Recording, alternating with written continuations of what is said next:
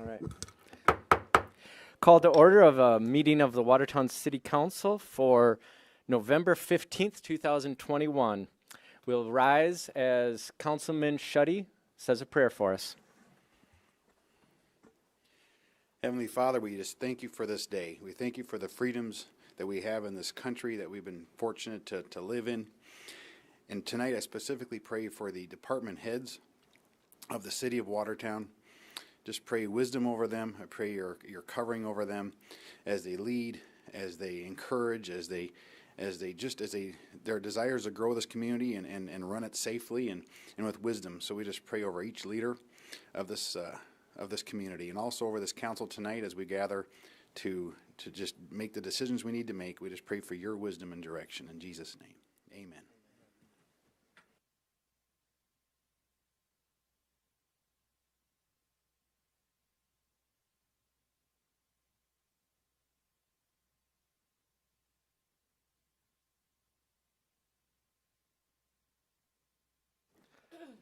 Our Finance Officer, Kristen Bobzine, will call the roll. Okay. Bueller? Here. Danforth? Absent. Holeen? Here. Paulson? Here. Shuddy? Here. Tupper? Here. Vilhauer? Here. Thank you.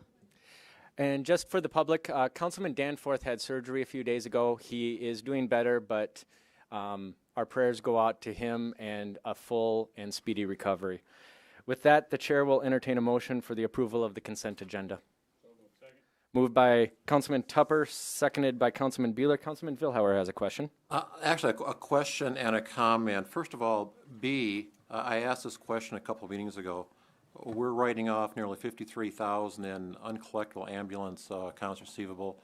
The answer was last time it was a couple of months worth. This time it's a huge number. Any explanation? I guess I'm looking at our finance officer on that. Thank you. And Don can correct me if I'm wrong, but I do believe with some of the recent turnover with the staff, there's some backlog that we're kind of playing catch up with. So this is there again a couple of months as well as some other previous months backlog of getting caught up. Okay, thank you. Thanks, Kristen. Also, I did visit with our manager from Image Trend Billing that does our Image Trend billing for our ambulance service. They're seeing a trend uptick when it comes to uncollectibles across the nation. So this might be something we might be seeing more regularly. I will tell you that we're pushing that 20,000+ a month now for uncollectibles for ambulance bills. So, okay. Which is a shame, but that's where we're at. Okay, thank you. For the people at home, Chief Rowland, would you say hi and your full title? Fire Chief Rowland, thank you, Mayor. Thank you. And my comment, as long as I have the floor, is H-I-N-J. I'd just like to point out to the public that we're authorizing some large payments there, but I would like to point out that these were the change orders that these relates to were approved at our last meeting. It's not as though we're approving some payments without even any kind of consideration. Thank you. Thank you. Councilman Paulson. I guess I was just going to ask about that too, is why we're doing special checks instead of waiting for our standard. Finance Officer Bobzine, do you have an answer for us? Yes, thank you. So part of the process is the council approves the bills once a month. With these having the change order approved at the first meeting in November, instead of having them wait all the way until December, because they were technically turned in prior, but the change order action did not take place. So this authorizes the payment. Is that to your satisfaction? All right, thank you. Any further questions on the consent agenda? With that, the motion is to approve the consent agenda. All those in favor, please say aye. Aye. Any opposed, say nay. Motion carries. With that, we are open for public comments. If anyone is here to speak about something that is not on tonight's agenda, you may do so now for a short time. Seeing nobody do so, the chair will entertain a motion for the approval of tonight's agenda. Moved by Councilman Vilhauer, seconded by Councilman Shuddy. All those in favor of approval of the agenda say aye. Aye. Any opposed say nay. Motion carries. With that, the first item on the agenda is the quarterly presentation for the Watertown Development Company. For this, we have Michelle Kakachik come up and please introduce yourself and full title and your position with the WDC. Thank you very much. Sounds good. I am Michelle Kakachik. I'm Director of Business Development at the Watertown Development Company. So filling in for Mark tonight, he had another engagement, so I'm happy to come and share a little bit about WDC's activities with you. I know the council has a copy of our annual report, so when I get through my spiel, if there's any questions that you have over that, I'd be happy to answer those. But just to start out, I didn't bring a PowerPoint today because you've got the annual report, so you can kind of take a look over that. But I'm just kind of going to start out with some of the old school development activities as it would be thought of with some of the industrial development that we have been working on and worked on and are have upcoming for the next few months and years and whatnot. So we are still in the midst of an expansion by Dakota Tube that's in the WDC-owned spec building out in Pheasant Ridge. So doubled the footprint of that and good job creation over the next 5 years. So we're really excited about the completion of that and love to see those local companies grow. We've had a interest from a couple different companies, a couple local expansions for some of the additional land that's available in Pheasant Ridge. It's a great location. It's shovel ready, so we're really excited about someone taking the next step to fill up that land. That being said, we do have additional industrial land that we got to put our focus on, which is the 73 acres on the southern part of Calvin Park. And with that, we have kind of a development plan that we had worked on in the last year and a half or so. So we just need to start moving forward on just finalizing the concept out there and getting that infrastructure in. Having that inventory is important. And even beyond that 73 acres, just looking to the future to kind of take a look at where some of our next industrial development sites would be. So always looking for the future. Along that lines, WDC does have industrial leases with 4 different tenants, so that is an important part of our business. That helps our businesses spend their resources on their human capital and also spend their resources on automation equipment and other equipment that they need for their business. So it's a nice service that we offer, and we continue to offer that. We do get a number of RFIs from GOED for different industrial type prospects, and whenever we do have a site that may fit their specifications, we always throw in for that. Sometimes it's a tire kickers situation, but other times there's some good prospects on there, and we get all the information that we can to them so that they can make the right decisions and hopefully site in Watertown. So that's just a little bit about the industrial development side. Of course, downtown development has been a priority for us over the last couple years, and that continues. We've got some great work from our developers.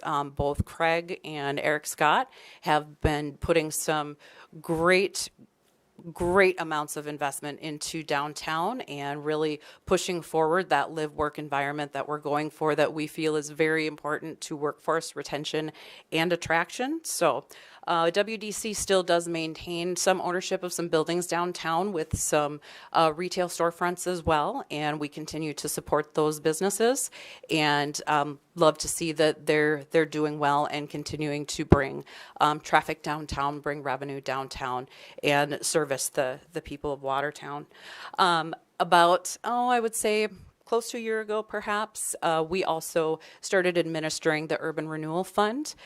We've funded 3 projects so far and have dispersed $56,000. That program is available and ready for use, so we want to see that continue to be utilized by our downtown business owners and tenants to make some improvements. It's not just limited to facades. We know that there are other expenditures that aren't quite as flashy sometimes as those outside improvements, but that program's there to help with those as well, because we understand that keeping those buildings in good condition and being able to make those improvements on the inside is important for those businesses also. So we will continue to invest in downtown, and we are looking forward to continued investment from other developers as well. So one of the things that of course drives our investment and our want to continue activities such as downtown and support of amenities for Watertown is workforce.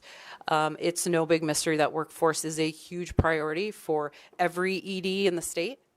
and every ED in the country, basically. So making those investments in those quality of life and quality of place is very important for us to be competitive against other communities like us and other communities not like us as well. So we do continue with a lot of workforce programs, one of which is our Attract and Enhance, which provides matching funds for both relocation, signing bonuses, also for training and upskilling of our incumbent workforce. And that started in around 2015. To date, we've dispersed over $115,000 in matching funds there. That has benefited 187 employees, over 22 companies in Watertown. So we're very proud of that program.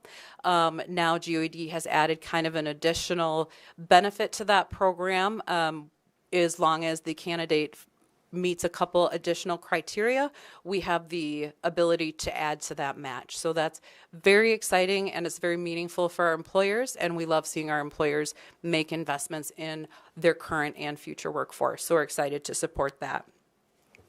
WDC does a lot with partnerships, and LATC is a great example. WDC supports the Stretch the Million program for the Build Dakota scholarship recipients to the tune of $50,000 a year. And this is an extremely important investment because those students are paired with an industry partner and are in Watertown for 3 years upon graduation. So that's extremely meaningful. We want to get those workers here, and we want to get them building their careers here and growing in Watertown. So far, we've supported 13 students, and what we do is we basically take the industry partners half, and we help fund half of their half. So it just gives a little extra incentive for them to partner and get those students here and get them working in Watertown. The other thing we have is we continue to support our Watertown Workforce Advisory Council.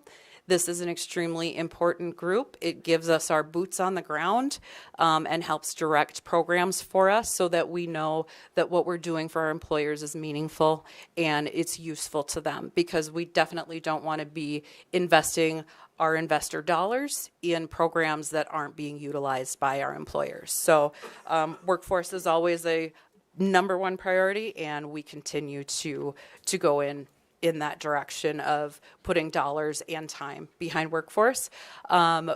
Through that advisory council, we do things such as supporting Manufacturing Week. Hopefully in 2022, we'll be able to bring back some of those in-person events, but also our intern engagement program this year was very well received once again.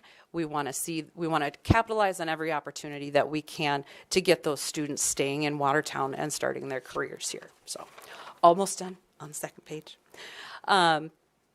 Again, on the same bent as workforce, we understand that housing is a massive component of attracting and retaining a workforce here. So we know that there are needs for housing at all levels. We've done a lot of investment and facilitation in the mixed use and multifamily space, and our office, Tracy especially in our office, has been helping support the single family home development that's upcoming. And then we also have our home program, which can help with some down payments for some of those new Watertown residents to help get them into a home. And we want to see the people putting down roots and sticking around here. So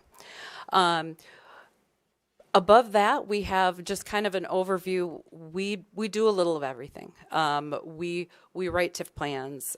We collaborate with other agencies on initiatives. We do some regional outreach, both with working with First District on the resiliency program, which is funded through an EDA grant. And then also some of our smaller communities often have questions where we have just a little bit more expertise in that space, and we're happy to help them out.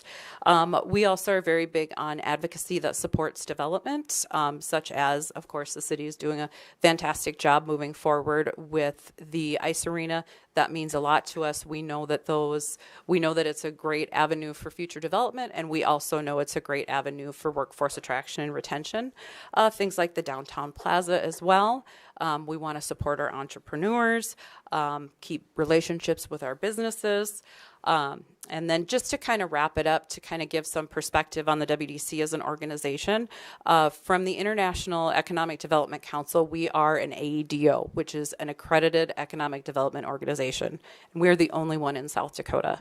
And this is it's a rigorous process, and we made the investment in time and an effort to pursue that, to show our citizens here and also show any prospects that are looking to come to Watertown that they're dealing with professionals and they're going to get the highest level of service. We have 2 certified economic developers within our office between me and Mark Fox, and we have a very, very pedigreed staff in the office as well. With Tracy has her certification as a certified economic financial planner, and then Amanda working towards some of those economic development certifications as well. So, any questions?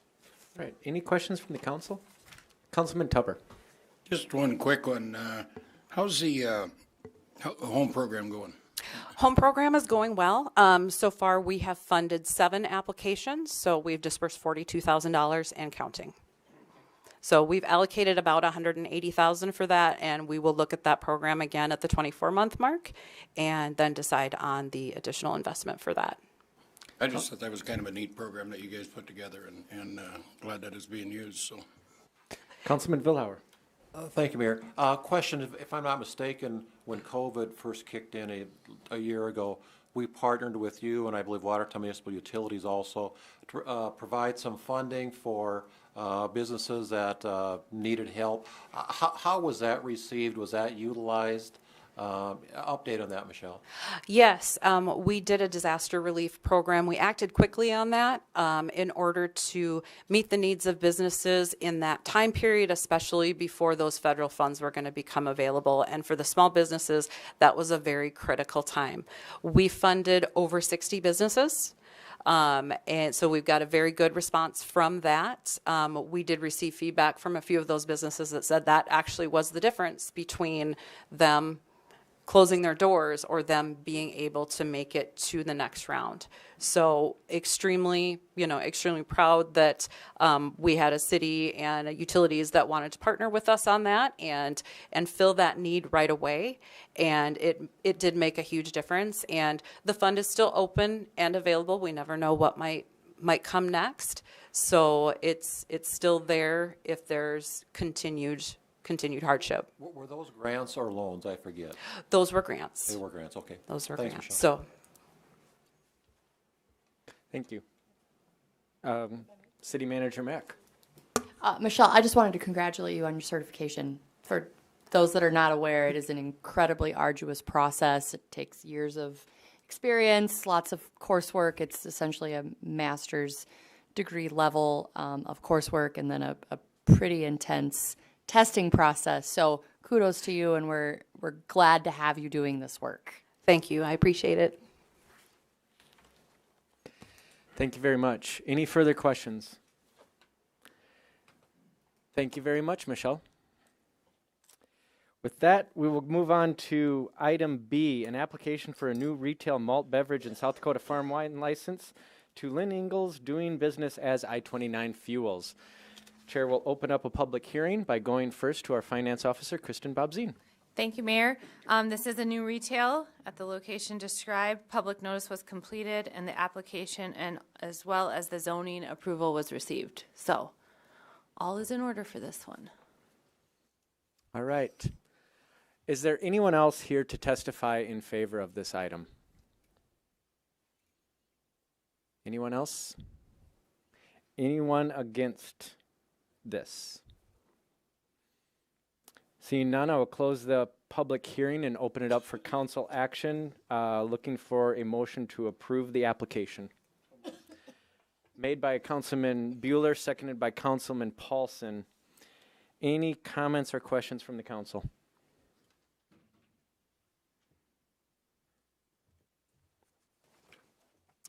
Hearing none, the motion is to approve the license. All those in favor, please say aye. Aye. Any opposed, say nay. Motion carries. Item C is a liquor license renewal for Dakota Butcher in Watertown. We'll first go to our finance officer, Kristen Bobzine, for more information on this. Okay, thank you, Mayor. This is actually a renewal for the 2022 year. This one is before the council for a public hearing, as it did have a violation. The violation on this one was actually an underage sale. And public notice was given on this as well. Thank you. Thank you. I will now open up a public hearing by asking if there is anyone here to speak in favor of this renewal. Please come forward, identify yourself. Press the button and make sure that the green light is. Okay. I'm Karen Grunwald. I'm the owner of Dakota Butcher, me and my husband, Randy. And first I want to apologize for this incident. I am in the process of putting on our POS where they have to put the birth date in order to sell the merchandise to the customer. So when they come in, they have to show their ID, and then you have to put the birth date in, and the computer will let them know if they're 21 or not. I wish there was just a button I could just push liquor, and then it would do it all, but it doesn't. I have to go through every inventory, so it's taken me a little longer. All right, thank you. Yep. Is there anyone else here to testify in favor of this? Is there anyone against this renewal? I will close the public hearing and open it up for council action. Is there a motion to approve the renewal? I'll make a motion. Moved by Councilman Tupper, seconded by Councilman Vilhauer. Any questions or comments from the council? Councilman Schutte. Yes, I'd just like to thank you for your work on fixing the problem, I guess, or making it a way to make it, instead of just saying, oh, well, it happens once in a while, just taking some diligence to improve on that. So appreciate that. Thank you. Any further questions or comments? The motion is to approve the liquor license renewal for Dakota Butcher. All those in favor, please say aye. Aye. Any opposed, say nay. Motion carries. Item D is a liquor license renewal for BMG Incorporated, Johnny Ringo's. And we'll go to our finance officer, Kristen Bobzine, for more information. Thank you, Mayor. This too is also a renewal for the 2022 year. This one is before the council for a public hearing, as it did also have a violation. The violation on this one was for an after-hours sale. Public notice was also given on this. Thank you. Thank you. I will open up a public hearing by asking if there is anyone here to testify in favor of this renewal.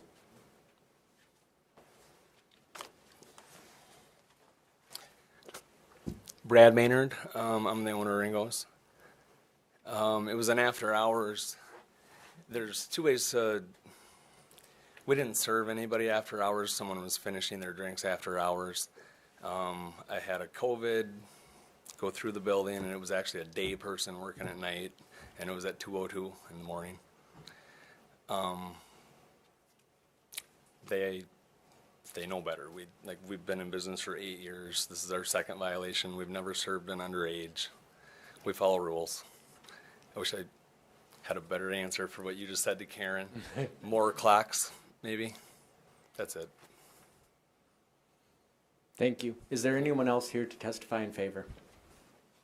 Anyone here to testify against?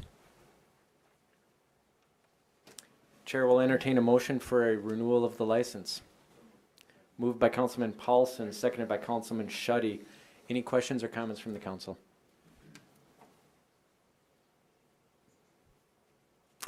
The motion is to approve the renewal for Johnny Ringo's. All those in favor, please say aye.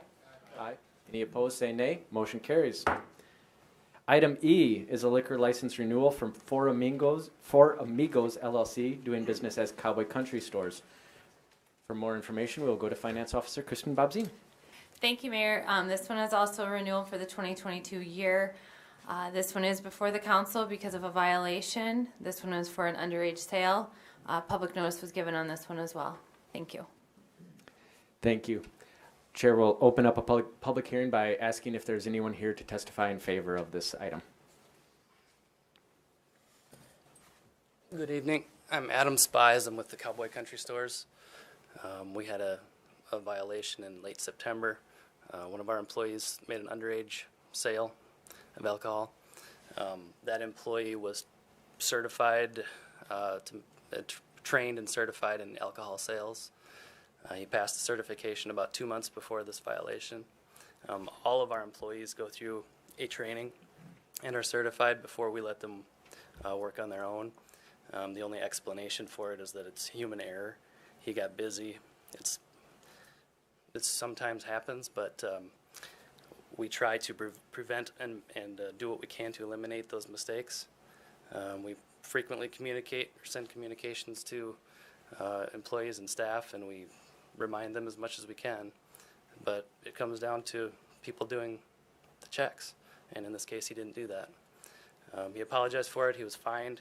He was ticketed, and we think he learned his lesson, and we're here to apologize for it.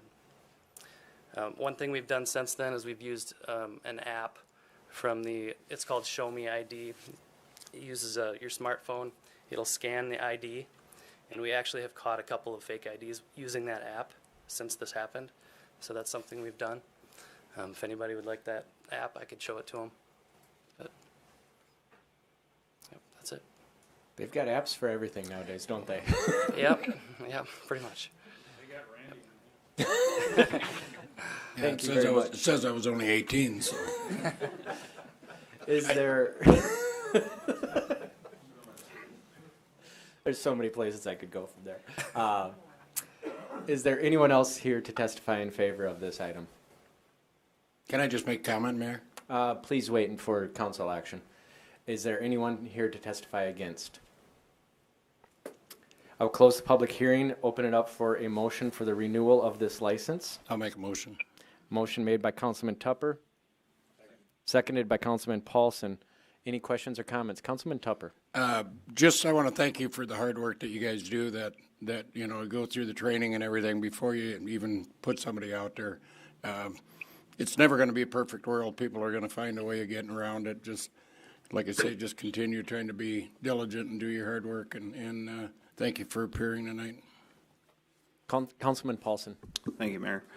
I also want to thank all three of these applicants for coming in before us and explaining. I think we do need to set a policy going forward, kind of more in writing, and also related to number of violations within so many years, or I don't know. But I think we need to sit down better and kind of figure that out instead of, because if it's something simple like this, I know obviously they come and speak to us, explain the situation and the remedies that they're making on their behalf, but I think a lot of it does come down to this human error, being busy.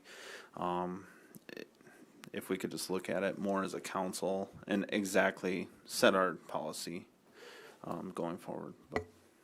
Thank you. Councilman Tupper? Just a little comment to go along with Collins there, that I agree that it should be set in policy that we do. I'm sure somebody from Four Amigos would have been here last time if the policy would have been a little bit more in place. So I think we need to set that moving forward. So thank you. Thank you. Any further questions or comments? Chair would just like to say thank you to Mr. Spies as well for coming back at this council. It was just the bad luck of the draw, and it was, as you said, human error. There was a little bit of a mix-up on both sides the last time that this came forward. It was nothing intentional. There was nothing that Four Amigos did wrong in this case. It was just an honest mistake and the bad luck of the draw. We were not looking to make an example out of you or anybody else. It was just some questions about policy going forward, and I think we've set that policy and things will be done better in the future. Just that's the only thing that all of us can do. So thank you very much. With that, the chair will ask all those in favor of renewing this license, please say aye. Aye. Any opposed, nay? Motion carries. Thank you. Item F is an approval for resolution number 21-48, authorizing an application for financial assistance for the South Dakota Department of Ag and Natural Resources for improvements to the wastewater system. We'll go first to our finance officer, Kristen Bobzien.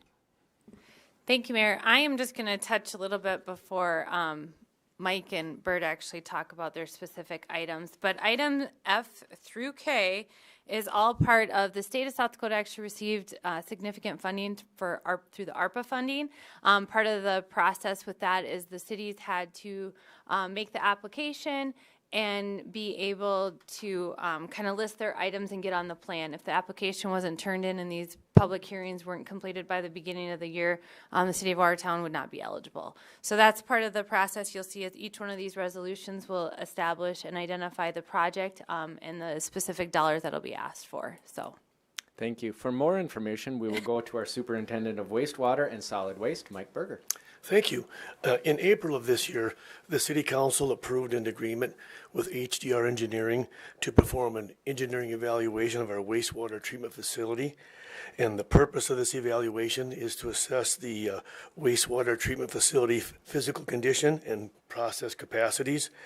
From the evaluation, recommendations will be provided for the improvements necessary to meet the service area needs of the wastewater facility for the next 20 years.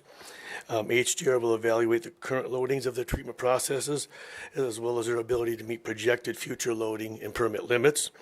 The evaluation, when completed, will provide a updated facility plan, which is required of funding applications. And HDR is also nearing completion of a sanitary sewer capacity study for us this year. And this study has identified lift stations and sanitary sewers that need to be upsized or rehabilitated to sustain sewer service. With that, as Kristen mentioned, the Department of Agriculture and Natural Resources has received some of these ARPA funds, and a portion of those will be made available for wastewater projects. They are expected to include some principal forgiveness or grants. The extent of that has not been confirmed, and that will be determined during legislative session in March or April of 2022. The Department of Environment and Natural Resources requires that to be eligible for this funding, that projects are placed on the state water plan. That application was submitted by the deadline. And then the next step in securing funding is to submit a funding application by January 1st, 2022 to be considered for these ARPA funds that are coming up. Resolution 2148 and the subsequent application will just get our facility on the Department of Agricultural and Natural Resources Environmental Funding Programs list of facilities that are requesting funding. Resolution 2148 allows the city to apply for SRF funding for these improvements, which are currently estimated at about $36 million. And the city will be required to budget for local matching funds in the event funding is awarded. With that, once the evaluation is completed, we'll be working on prioritizing the improvements. And then after that, once the principal forgiveness or grant monies have been determined, I expect we'll be back before the council to discuss budgeting for our local share of any funding. And we have Greg Mogg with First District here to join us if you have any questions about the funding process. Thank you. Would you like to say something, Greg? Yes. All right. That's all right. Yes, please do. Okay. Just identify yourself for everyone not present. I'm Greg Mogg. I'm with staff on First District Association of Local Governments. It's a regional planning agency. And I wanted to talk about, yes, we are applying for funds for your wastewater project for $36 million. It's a loan application. We are not applying for any grant funds or principal forgiveness specifically because that the SRF program, State Revolving Fund Program, which in this case it's clean water, which is for wastewater. You apply for loan funding, the state looks at the application, they look at the funding, they look at the city, they look at finances and stuff like that. They determine how much the city can afford in terms of loan. And then if there's any difference between the total project costs and the amount of loan they can fund, that's when grant funding or principal forgiveness comes into play. Now, and I'm going to correct Mike a little bit here. First of all, the American Rescue Plan Act funds that the state received has not been given to DANR already. It's been proposed at this point, and I shouldn't even say it's been proposed, it's been everybody's, at this point, thinks that the governor is going to propose this in her budget in December, I believe. And then that's going to go, of course, to the legislature for them to act on. And they may or may not put the American Rescue Plan funds into DANR. And if they do decide to put some in there, the big question is how much. And that's going to be a big if at this point, because if it's only a small amount, and I'm going to say $50 million, $50 million is not going to go very far at this point. This application, along with the others from Watertown Municipal Utilities, plus the rest of them across the state, there was over 200 applications that went in for the state water plan in October 1st, asking for approximately $2.9 billion of funding total. Plus, you still have to look on projects that are already on the state water plan. It's going to be over $3 billion worth of funding. The state only got less than $1 billion, what, 900 and I think it was 975 or $950 million from the federal government in terms of ARPA funds. And they only got half of it this year, so approximately $450 million that they can use at this point. So, like I said, we don't know how much of funding is going to get placed in there or if it's going to get placed in there. It all depends on the legislature. At this point, most of us would think that it would probably happen, that some of this funding would go in there. But there's no guarantees if you put an application in that you're going to get any kind of grants or principal forgiveness, because it's done on a case-by-case basis, basically. When they look at the application, they determine if you need that funding to make it a viable, affordable project. And one of the problems that we've had with Watertown, and I'm going to refer to some of our last loans that we've been doing, like the one for the administration building, which we asked for approximately $5 million there. It raised the rates, I think it was like $2.70 per connection for the city. And so I think our rates are up to about $27 or $28 right now per connection. Well, the state considers, well, up to this point, before all this ARPA money came out, it was $55 a month for 5,000 gallons of usage was considered an affordable rate. And that will be a factor that they will use to determine whether there's going to be grant funds given out to projects or not, or principal forgiveness.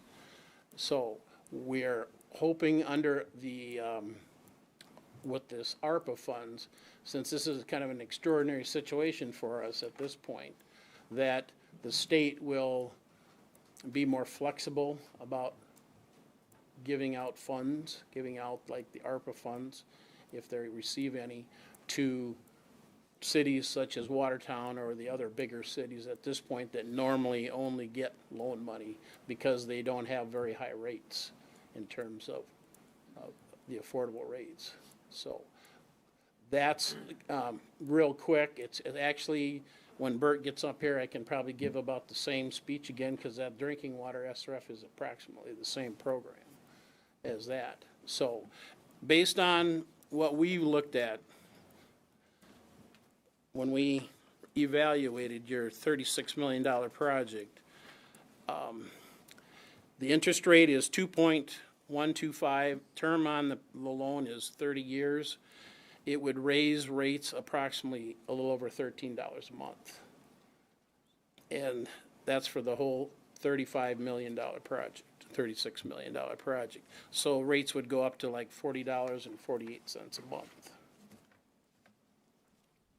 So we don't know what's going to happen. We'll just put the application in January. The meeting that the Board of Water and Natural Resources will hear all these applications is in March, the last Thursday and Friday of March. That's when they'll make the decision on the funding packages based on staff recommendations. It's going to be highly recommended that somebody, we're hoping it's going to be a Zoom meeting instead of where you actually have to attend the meeting. It would be in Pier normally, that it would be a Zoom meeting, but that somebody from Watertown or a group of people would be there to support the application when it comes up before the Board of Water and Natural Resources. Any questions? Thank you. I will open up a public hearing and ask if there is anybody or any comments written or oral in favor of this. Anybody here to testify in favor? Anybody here to testify against or any comments against? I'll close the public hearing and ask for council action for the approval of this resolution. Moved by Councilman Vilhauer, seconded by Councilman Paulson. Any questions or comments on this? Councilman Vilhauer. I just want to make sure we all understand and the public understands, this is only an application for some potential funding. We are not committing ourselves to anything as far as actual construction or improvements at this time. It's a very initial stage, just an application. And that would apply also to the upcoming or subsequent actions on the agenda coming up. Thank you. I'm seeing a lot of heads nodding out there, so. Yes. Councilman Bueller. Thank you, Mayor. I do have a question. Does this create any issues for opportunities regarding flood control for us down the road? Is this going to have any effect on any future monies in that regard? I don't believe that the funding is available for stormwater. It's drinking water, wastewater. No, actually, you can do stormwater. Can you? You can do stormwater activities through the Clean Water SRF program. Is it going to affect it? I guess I don't know. Right now, each project usually kind of stands on its own, and as long as the city can afford the program, afford the funding. If you wanted to apply for, stormwater funding of some sort, I mean, that's an application we could submit. We would probably have to make sure it's placed on the state water plan first. But then you could, once it's on the state water plan, you could probably apply for funding, but it's the same situation. You're applying for loans to begin with at this point. Now, normally, state stormwater funding through the Clean Water SRF, and I'm talking about the regular program. I don't know what they would do with if there's any ARPA funds, but under the regular program, stormwater activities generally do not receive grant funding. It's pretty much just loans only. Thank you. Any further questions or comments? I'll close council deliberations and ask for a vote on this authorization. All those in favor, please say aye. Aye. Any opposed, say nay. Motion carries. Item G is an approval of resolution number 21-43 for Watertown Municipal Utilities application for ARPA funding for $1 million for a SCADA system and other equipment. We'll begin our information gathering by, you want me to go? Okay. We will go to the Director of Operations for the Watertown Municipal Utilities, Bert Magstadt. Thank you. We have 5 resolutions. Is your green light on? It is now. Thank Okay. you. We have 5 different resolutions, so I'll have to cover each one separately because of the public hearing that has to go for each one. The reason why we did 5, however, is some of these projects we're not sure if we're actually going to do or not. We're in the process of doing studies, such as the new well field. Depending on what that study comes out, and if we need a new well field, we won't know that for about a year. But like what Greg and both Mike were saying, you kind of have to get in line. So that's what we're doing. We're looking down the road as best we can, trying to find out what projects that we're going to need that are a significant cost, trying to get in line. It's not saying that we're going to be accepting the loan. Depends on the financial terms at the end of the day, how well they turn out, as well as some projects such as the well field. But on the first resolution is the SCADA system and other equipment at the water treatment plant. So at the edge of town by the airport is our water treatment plant, and we have some various equipment in there that is getting dated. The SCADA system was installed in 2009, and that is a system that controls all of the pumps and valves and the process of how the water is being treated. It's fairly old. It's very difficult to get updates, if not near impossible nowadays. And computer systems, unfortunately, such as servers, just don't last 12, 14 years. And it's time. It needs to be replaced. I believe that the SCADA system is about $142,000. Another piece of equipment in there is a slaker that we have that actually takes the lime. And since this is basically a lime softening plant, it's one big, huge water softener is really what it is. It's what the purpose is. This piece of equipment was installed in 1991. It's original. It's time. It needs to go. We've been fixing it quite a bit, doing the best we can, and it just has to go. That one's going to be about $253,000. And then also the chlorine generator, which makes the chlorine for the disinfectant. And that piece of equipment was installed in 2009 when the new plant was built, the number 3. And we've been rebuilding valves and motors for the last 3 or 4 years. And it's one of those pieces of equipment that it's just time to go. That's been in our budget for the last couple of years. We've been trying to stretch that out as long as we can, and we're about done. And that one's about $570,000. So all three of those pieces of equipment come in just under $1 million at about $975,000. Thank you. Any further proponent testimony? Greg, would you like to say something? Yes, I just wanted. Again, Greg Mogg from First District. Greg Mogg, First District, yes. Yeah, so the only thing I was just going to say is I'm going to go through each, as he goes through each project, I'm just going to say in this case, this project, based on its approximately $1 million cost, would just raise rates, if this was the only one, 42 cents. So, and it's the same, not the same program, but it's still 30-year term with 2.125% interest rate. Finance Officer Kristen Bobzien. Thank you, Mayor. I will point out too, with each one of these, as Greg has stated, that there is a certain amount that you maybe potentially have to raise your rate, but if you also have other reserves and funding to support it, you don't always have to do an additional surcharge. So that's one of these things as we get through each one of these projects and we would get offered the loan, we can also establish a surcharge if we have our own reserves to cover some of the debt or if our revenues are enough to exceed it. So the surcharge doesn't always have to. So for 42 cents, there's a possibility that utilities would already have enough revenue to cover that charge. So thank you. Thank you. I'll open up a public hearing and ask if there is anyone here or any comments written or oral in favor of this item. Is there anyone or any comments against this item? I'll close the public hearing and ask for council approval of this resolution. So moved. Moved by Councilman Tupper, seconded by Councilman Schutte. Any questions or comments from the council? Councilman Vilhauer. Thank you, Mayor. As I'm sitting here, a thought occurred to me. With the recently passed infrastructure bill, as I understand, that's going to get divvied up to the states. I think that's very preliminary, but there could be potentially some huge dollars coming to South Dakota for infrastructure projects. So I guess the question I've got is there by any, and I'm sure nobody can answer this, but I'll throw it out anyway, any chance that the fact that we're putting application in for funding from a different program somehow impact what we may be eligible for under, for example, the infrastructure bill? Has that thought occurred to anyone? Is my question making sense? And maybe this wouldn't even be qualified expenditures under the infrastructure bill, but you know, we're looking at some big dollars coming our way from this bill to the state. Sure. Let me try to answer that. I mean, I think the only thing we can do right now is know what we know today.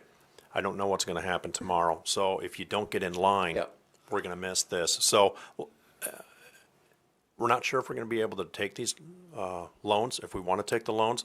All depends on the financial terms and the other stuff that may come along in March when the legislature meets. So I don't know. Yeah, Bert, I don't disagree with one bit, but like I say, the thought did occur to me that could we possibly be shooting ourselves in the foot? But you're right, we've got to operate with what we do feel like we know at this point, but that is something to keep in the back of our mind going forward as we learn more about the infrastructure bill. Yes. Our city manager, Amanda Mack, would like to comment on this. Just to echo what Bert said about knowing what you know, but I would also assume that should additional funding become available, there'll be a different process to go through, and we might have to make a decision which pot of money is more advantageous. So I wouldn't necessarily be concerned about this hindering any future funds. It just may require additional action and conversation. I guess I'm just throwing it out there more, not to hinder what we're doing now, but just to put that seed in our mind that we may have some other options out there at some point down the road. Director Megstead, I have a question for you. Sure. When it comes time to taking this out to the Appropriations Committee in Pierre for the South Dakota Legislature, I know that you need our approval for all of these items now so that you can even start that process.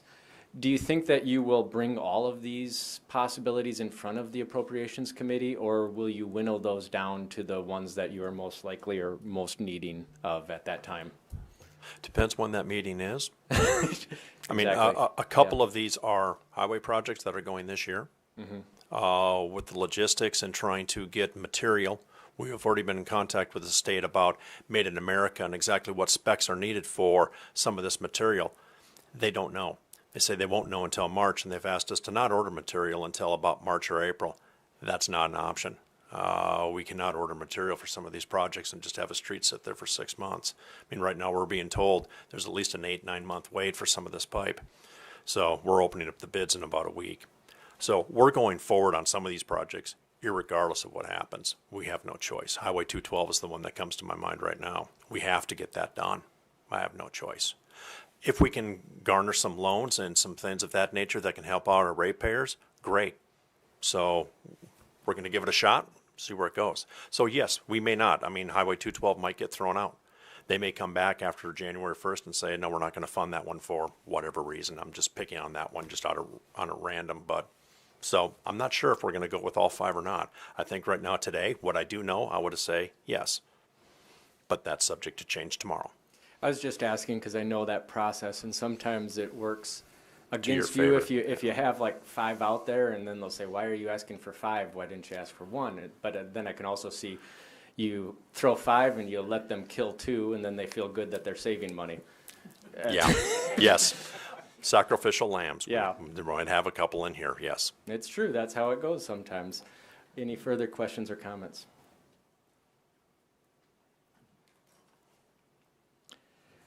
The motion is to approve the resolution for WMU's application for ARPA funding. All those in favor, please say aye. Aye. Any opposed, say nay. Motion carries. Item H is an approval for resolution number 21-44 for Watertown Municipal Utilities, application for ARPA funding for $5 million for a new well field. We will go back to the Director of Operations for WMU, Bert Megstad. Thank you. This is one of those projects we're not sure if we're going to go forward with it yet or not.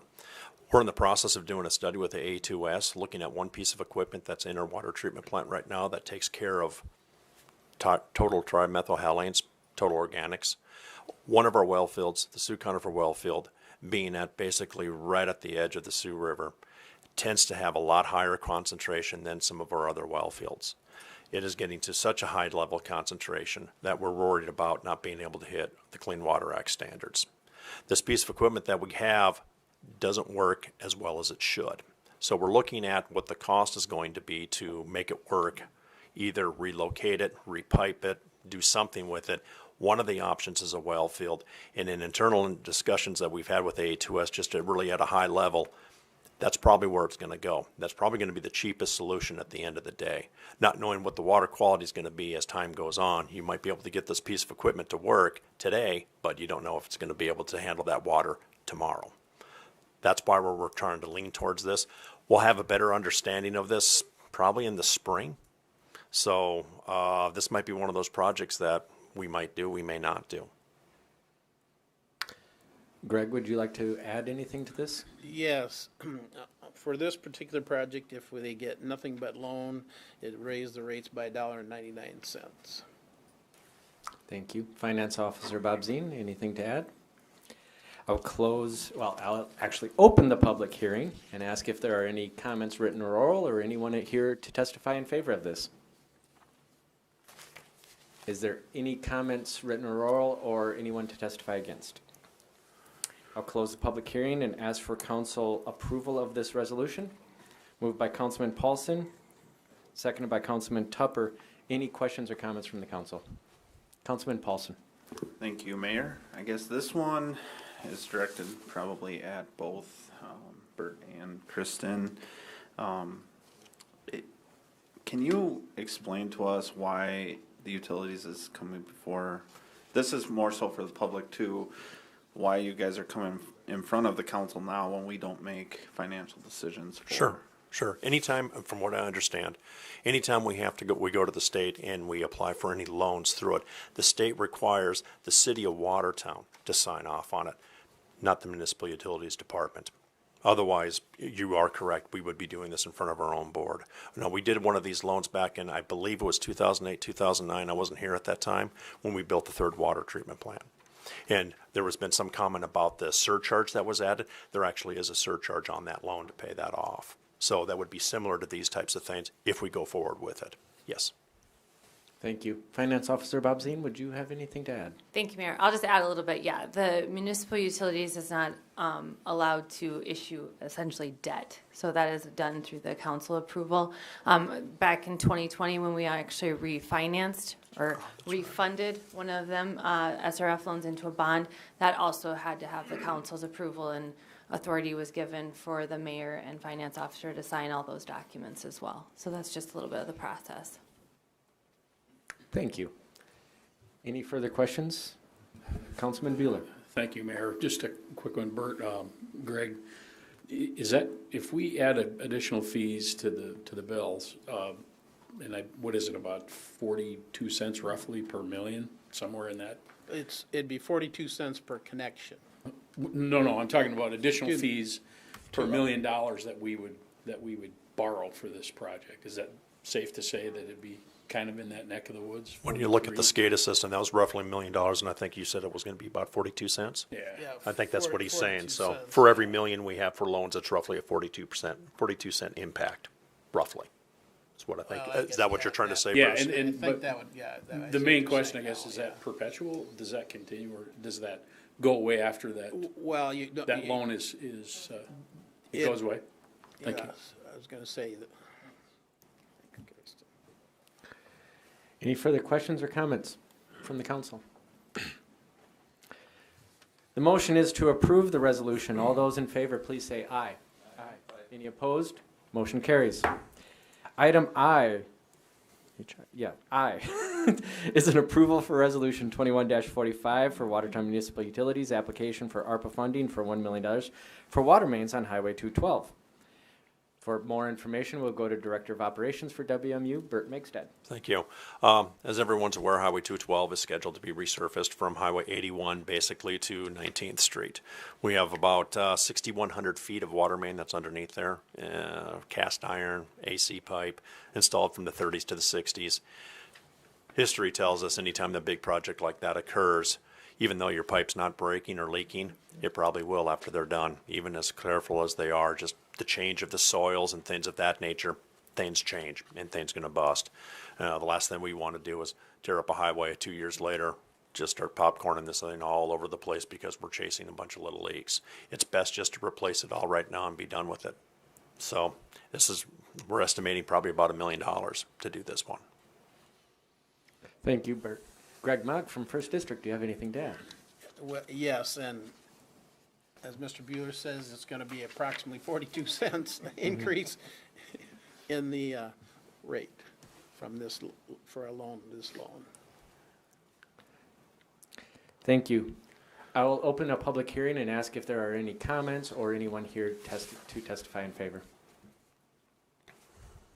Are there any comments written or oral, or anybody who would like to testify against this? I'll close the public hearing and open it up for council action, calling for an approval of this resolution. Made by Councilman Vilhauer, seconded by Councilman Bueller. Any questions or comments from the council on this? Councilman Bueller. Thanks, Mayor. I do have a comment. I just want to thank you guys for staying on top of this, getting us in line like you are.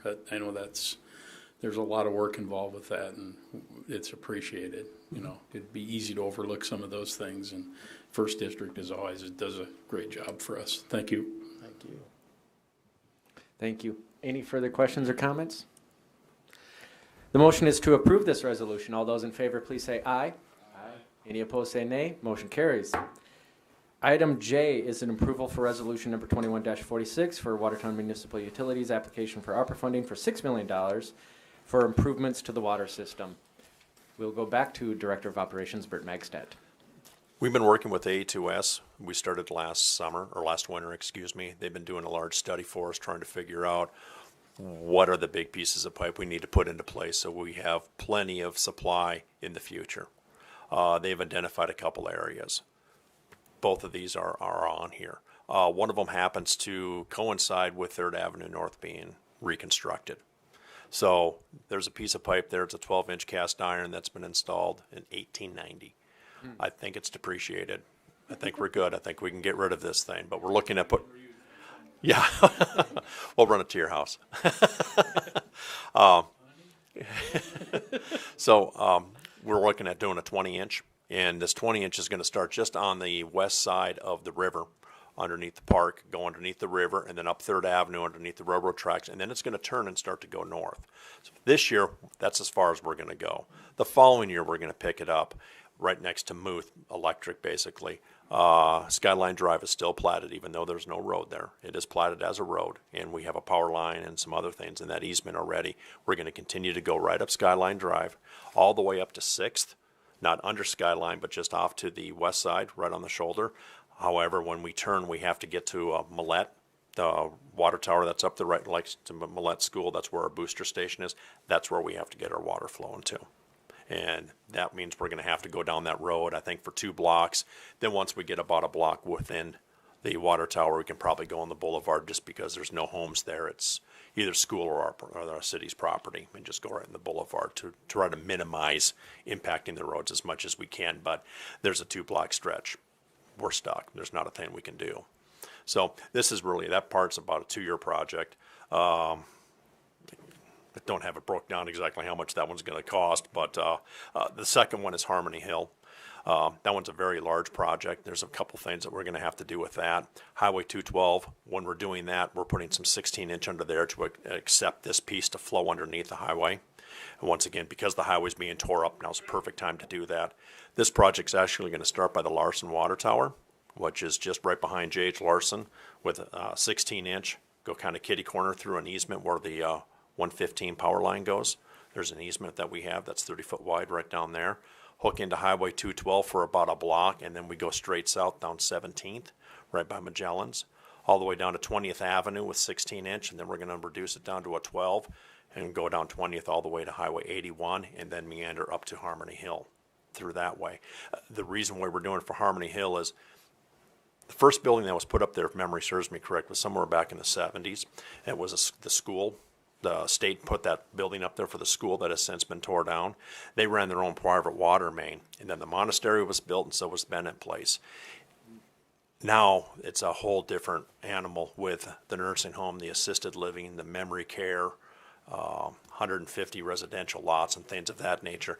And now that the city has stepped forward and going to do a service with sewer, which there was never any sewer up there, we need to continue to do that. The problem is when they ran their private water lines, they put it on our low pressure zone. And since that's about 40, 50 foot higher than that, there's just not ample pressure with that. So we have to start on the high pressure zone, which the closest place is the Larson Tower. So it's quite a jaunt. It's about 3 miles. But the nice thing about this is we'll be able to serve about anything you can throw at Calvin Industrial Park for water, anything. So that'll be really nice for future growth, just to upsize it a little bit to handle a lot of things like that. So between those 2 projects, it's about $5.5 million. So it's not cheap. Thank you. For First District's comment, we'll go back to Greg Mock. Yes, a loan for this project would add approximately $2.41 to the fees. Finance Officer Bob Zine, do you have anything? You're laughing at something, though. Okay. Thank you. We'll open a public hearing and ask if there are any comments, written or oral, or anyone here to testify in favor of this. Is there anyone or any comments against this item? Open it up for council action for the approval of this resolution. Moved by Councilman Paulson, seconded by Councilman Tupper. Any questions or comments on this? Councilman Paulson. I just have one quick comment for the Skyline Drive right away. I know at some point that there was some vacation in that area. Yes. I just wanted to make sure you're aware of that. I don't know where, and I Sure. just can't remember. But We had conversations already with the gentleman that was vacating it, and he is well aware of what we were going to be doing. Okay. So, yep, we've had those communications, and we're okay with vacating it, but the utility easement is still in place. Thank you. Thank you. Any further questions or comments? Councilman Schutte. Yeah, possibly for City Engineer Peterson. There's going to be a resurfacing of some roads up north by the Malt School or somewhere up in there, I believe, for this 2022 season. Is that correct? I just wanted to make sure there wasn't any issues with resurfacing and tying in their project. They're going to be tearing up a couple blocks. There's no planned resurfacing in that area. We were kind of aware of this ahead of time, so we've been kind of planning ahead. Oh, good. But yeah, perfect. I remember at one meeting there was somewhere up north you're doing some roads. I just can't remember where they were exactly. So It's not quite there. It's further east. All right. Thank you. Thank you. I love it when everyone plans together. Just makes it go that much better. Any further questions or comments? The motion is to approve this resolution. All those in favor, please say aye. Aye. Any opposed, say nay. Motion carries. Item K is another approval for resolution number 21-47 for Watertown Municipal Utilities application for ARPA funding for $5 million for cast iron replacements. For more information, Director of Operations for WMU, Bert Megstedt. This is my last one. So we have quite a bit of old cast iron main, unfortunately, through town, and there's a few sections of town that is more susceptible to water main breaks in the winter than others. This 28,000 feet is primarily north of the hospital, from about 10th Avenue to 14th Avenue, from the river all the way over to about Maple, give or take. The majority of our breaks happen right there. There's a couple other breaks that we have that are also in this project, replacing some mains, a couple blocks here, a couple blocks there. We've been identifying them since 1985, basically take a map and just put an X on it. And like the old saying goes, a picture's worth 1,000 words. It's pretty easy to figure out where we have problems. Most of this main appears to have been installed during World War II. And one of the big issues with that is because of the war effort, the quality of cast iron main wasn't that great. And we think that is part of the problem why we see more breaks with this stuff than we do with the others. So we're looking at replacing these mains in these problem areas. I would say 3/4 of our breaks are in this 28,000 feet out of 200 miles. So there's just a lot. One of the bigger costs for replacing water main in an existing area is actually the street. Half the cost is replacing the street and doing the asphalt. So our original plan was to wait until the city was going to do something with one of their streets. If they felt it was now time to do it, perfect. That's a perfect time to go in. Depending on the funding, how well we do these or not, I don't know. If we don't get any funding for them, I'll be honest, it's going to be pretty tough to swallow to do those. We'll probably wait until a street project's done and do it in conjunction with the city at that time, for the most part. Thank you. First District's Greg Mogg. Do you have anything to add? Yes. The fees would increase by $1.84 for this particular project here. And since this is the last one here, then I'm just going to say overall, if all 5 of these projects are funded with loan funds, it's going to increase rates a little over $7. And that means rates would go up to approximately $38.50 total. Thank you. City Manager Mack. Sorry, you earlier said that some of the state requirements, it's $55, is that right? Well, no, there's no requirement. It's, and in Well, fact, a guideline, right? Well, no, it's not even a guideline. See, the reason I got to say that is because the state will not put out what is considered an affordable rate. So the $55 I'm using is what I, in my position, along with engineers and other people that do things like that, this is kind of from our experience at this point in time, it's about $55. And of course, I've been doing this for 30 years, so it started out considerably lower as it's been going up. And that's because, of course, as each project is done, they have to take out a loan, which forces their rates to go up. So, no, the only guideline, and it's unofficial at this point, but the state would say this, the only guideline that they have for giving out grant and principal forgiveness is your rates have to exceed $40 a month for 5,000 gallons of usage. But that only allows you consideration of receiving a grant or principal forgiveness. It does not guarantee that you would get one. Just consideration that you would potentially get grant funds or principal forgiveness. So no, there are not a lot of guidelines in terms of how they're going to deal with their funding. So what I, in most cases, just say, we have to use what I call worst-case scenario, which is 100% loan.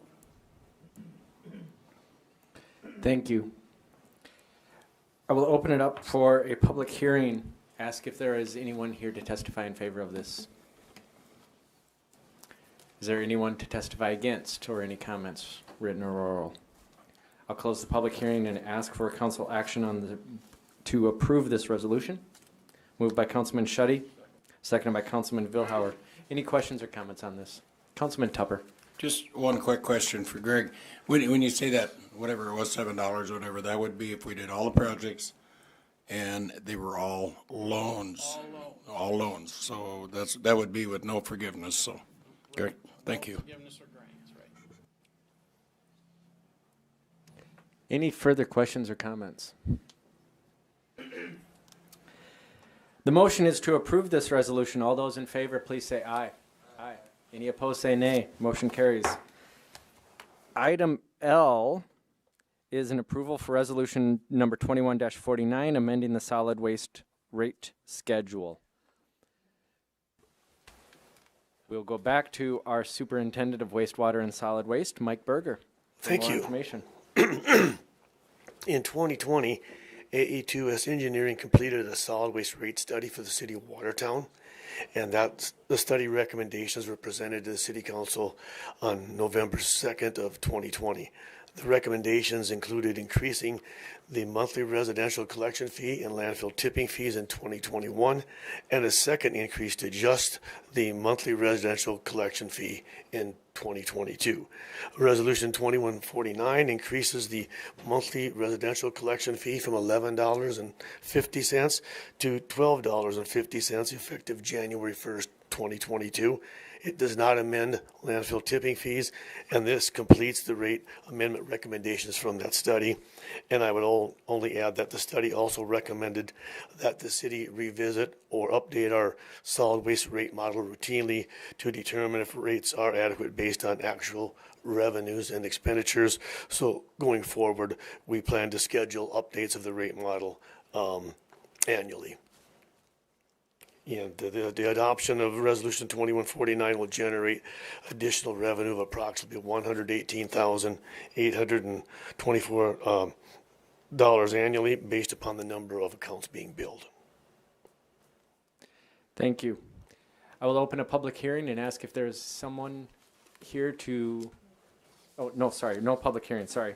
Didn't even see that one. Any questions or comments from the council? Councilman Vilhauer.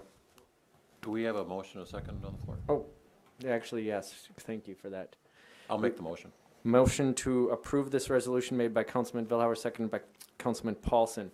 Now, thank you. Okay, thank you, Mayor. I was on that committee that you're referencing, Mike, and a lot of time and effort went into that.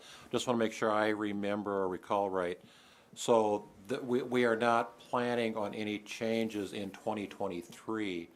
But we want to look at it on a more regular basis. Correct. Okay. They projected that increases might be likely in 2023, but that's dependent upon the updated model substantiating the need. What kind of feedback did we get relative to the 2021 rate increase? Because it had been a long time since we had increased rates prior to that, correct? Yeah, I don't, off the top of my head, I don't remember the last year that they were increased. Did we get much feedback or opposition with the rate increase for 2021? For solid waste fees, no. Okay. And then also, as I recall, we still compare very favorably with other communities around the state relative to the fees that we charge. Yes. Even with these rate increases. Yes, I'd say we're in the lower 20-25% of the range. Okay. Thank you. Thank you. Councilman Tupper. Mike, how many towns the size of Watertown actually has a municipal garbage collection? How many what? Towns, cities, first-class cities in Watertown that has solid waste, municipal solid waste that we collect? I don't know. How many towns?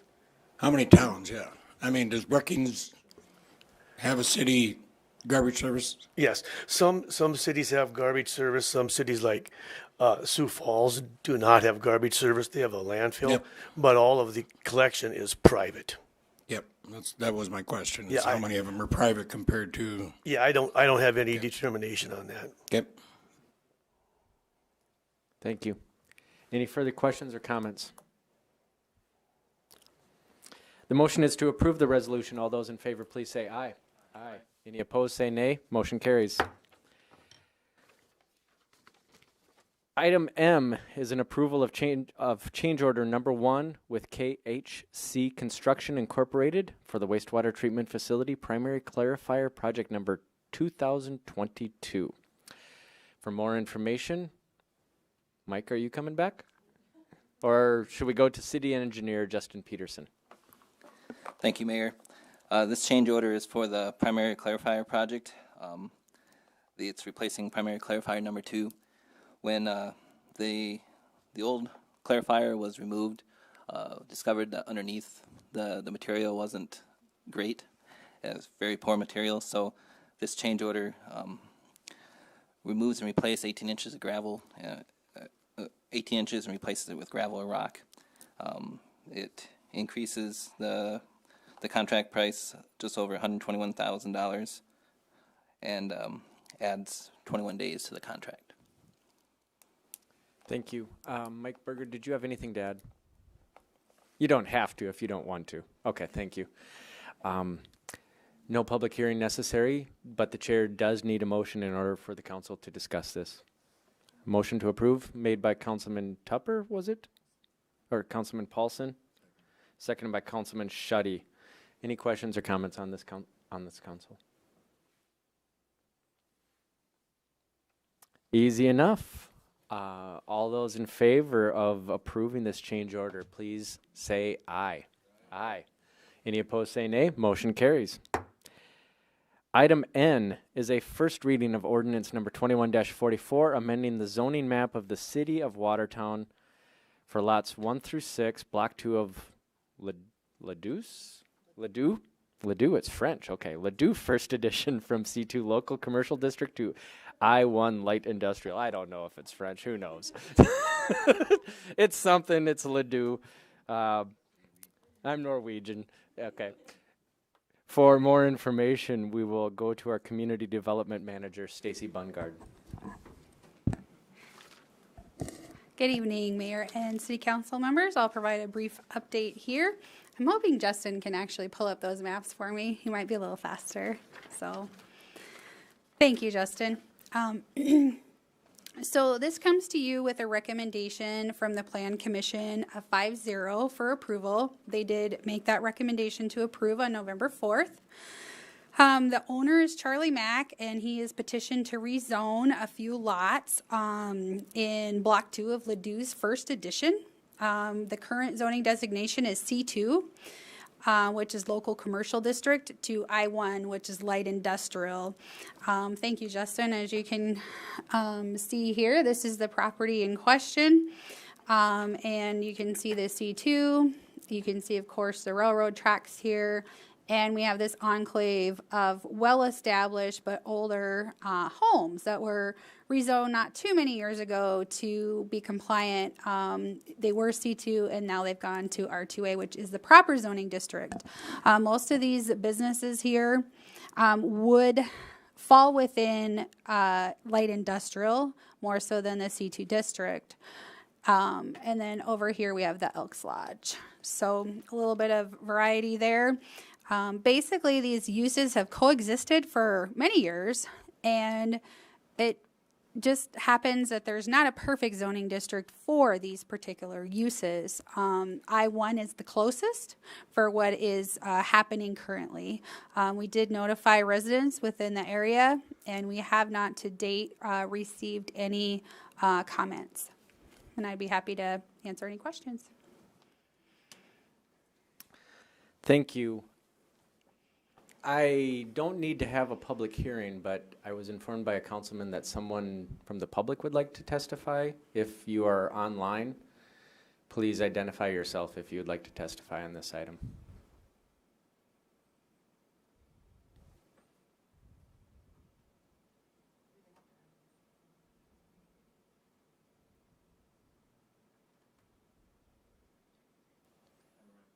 Okay. If the person from the public would like to testify, please make it known online while we discuss this.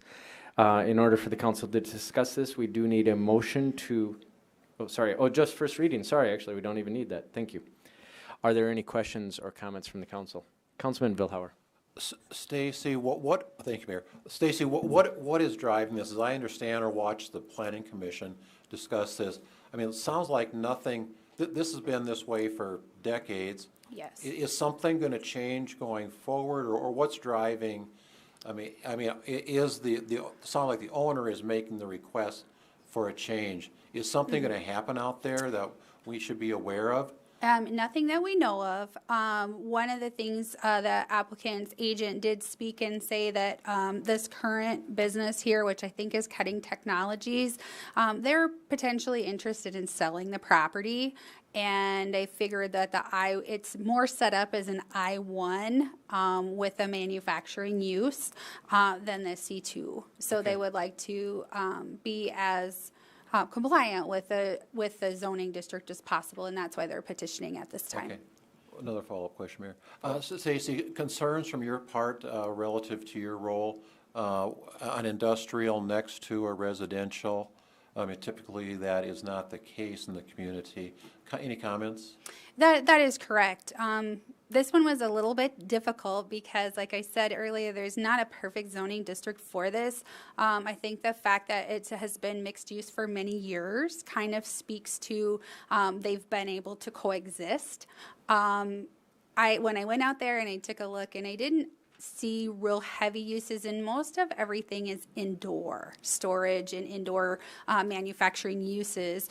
It's pretty traditional to see more industrial type development kind of in the core of the city near the railroad tracks. But again, there's this well-established enclave of residential homes. I believe there's 9 in total, and I did a little bit of research on those, and I think they range in value from just under 200,000 down to like 60 or 70,000. Okay. So pretty established.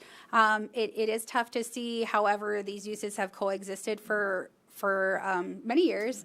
And the comprehensive plan does support this rezoning to the I-1, and we do heavily look at that and weigh those facts when we're developing staff recommendations and such. And you said when the neighbors were contacted, no one responded No. negatively or at all? Not at all. We did not have any comments, and we still may, but we didn't have any at the Plan Commission, and we did not have any staff comments when we sent out the adjacent landowner letters. Okay, thank you.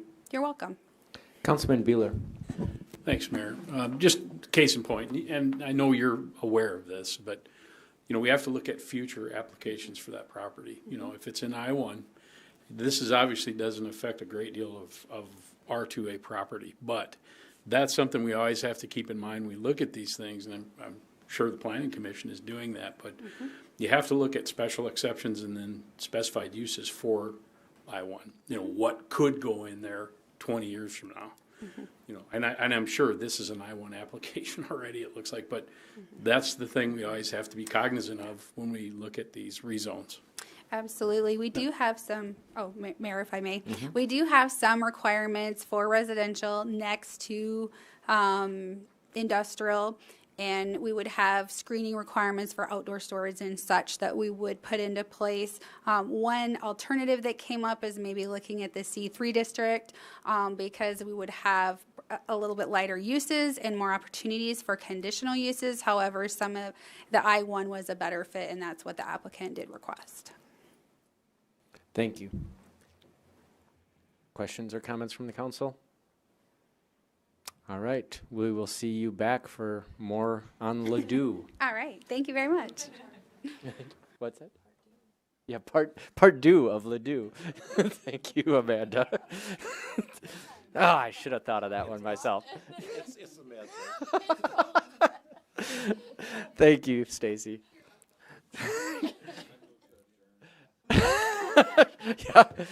Yeah, there's a motion to adjourn. Motion fails for lack of a second. Item O is authorization for the city manager to sign a 1-year contract with Grant County and the city of Millbank in the amount of $24,000 for non-emergency police, fire, medical dispatching. For more information, we will go to Troy Van Dusen, who tonight is operating under his role as 911 Communications Manager. Thank you very much, Mayor Helene, City Manager Mack, members of the council. My name is Troy Van Dusen. I am the Director Manager of the 911 Center here in Watertown. Took that position in July of this year, and I'm very pleased to be here in front of you this evening. This contract is a one-year contract, and it's new for us in 911 in that it is a non-emergency contract. We have E911 contracts with 6 area counties, but this contract is for non-emergency dispatching. So the good news is I'm not here asking for any more money. It's actually revenue that's being generated to the city of Watertown.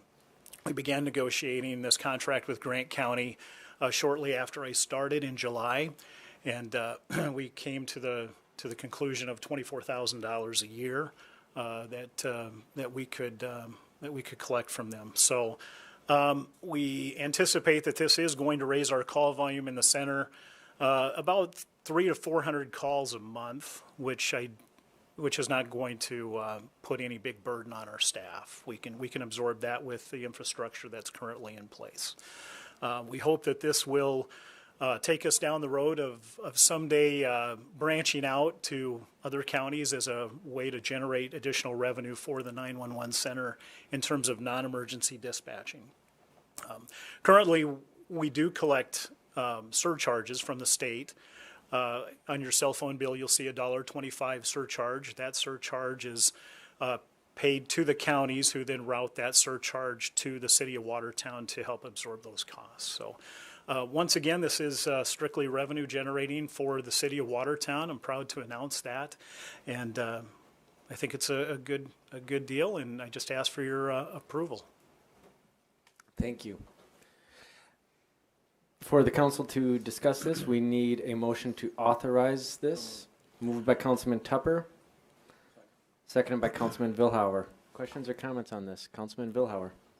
Troy, what would be an example, not knowing what your job all entails or what the 911 or the all entails, what would be an example of a non-emergency dispatch? Good question, Councilman Vilhauer. Currently, we have 911, the 911 contract in place. If you dial 911, if you're involved in a traffic collision and something that you would dial 911, currently we are providing that service as part of the E911 contract. A non-emergency call would be something that isn't an emergency. For example, you slide into a parked car. It's not an emergency, but you need a deputy to respond. Somebody would dial the sheriff's office in Grant County. That call would be routed to our dispatching center, and we would take those calls. This is also a 24-hour-a-day service that we would provide for non-emergency dispatching. So if they need to talk to a deputy, for example, we would get a deputy online for them. Okay, so they wouldn't necessarily call the 911 number then? Correct. Okay. Correct. If they call the business line in Grant County, they will get a menu system that says if you need to talk to our jail, press 1. If you need to talk with the sheriff, press 2. If you need a deputy to respond to a call, press 3. Those calls would then ring into our center. Okay. And we would dispatch for them. Thank you. You bet. Thank you. Councilman Tupper. That'd be no different than just dialing 882-6210, right? That's that's the everyday business, and you would take care of their dispatcher everyday business too that comes to those numbers, right? Councilman Tupper, that's correct. So, yeah, that's correct. Did they approach us on that, or did you approach them? Or they did reach out to us. Their system currently in place as it is with many of the smaller counties. They may have one person working in the jail who also acts as their dispatcher. And so that's putting a pretty strong burden on that staff to take care of all that. So we were approached with the idea of doing that, and we seen it as a win-win for both them them to help with their dilemma, and us as a source of revenue. Yep. So, I mean, you're covering both Grant County and the city of Millbank. So Correct. Really, that frees up revenue for both the county and the city there, where they can pass that on to to our 911 centers, so. Correct. Yep, yep. And if we do this in the future, if we continue to look at this as a source of revenue for additional counties, which hopefully we'll be able to do in the next several years going forward, we would have to probably add a person at that point to help with that. Councilman Vilhauer. Follow-up question. Thank you, Mayor. Follow-up question. I mean, Grant County, are they on board with the terms of this contract? Yeah, they are. They have Okay. signed it. Okay, thank you. Any more questions or comments? The motion is to authorize the city manager to sign this contract. All those in favor, please say aye. Aye. Any opposed, say nay. Motion carries. Item Thank you. P. This is a long agenda tonight. Item P is an approval of amendment to the purchase agreement of J&J Land Sales reflecting an updated ice facility site layout. For more information, we'll go to our city attorney, Matt Roby. Councilman Paulson, you have something to say? I will be recusing myself on this one. Thank you, Councilman. City Attorney Roby, please take it away. Thank you, Mayor. Unlike the last presenter, my item does not bring revenue to the city, nor do I have a radio voice. So, as the council is aware, the city recently agreed, entered into a purchase agreement to purchase the land from J&J Land Sales, on which the city's new ice arena will be constructed. And the previous purchase agreement identified lots, let's see here, lots 2 through 7. Is that correct? No, 2 through 8.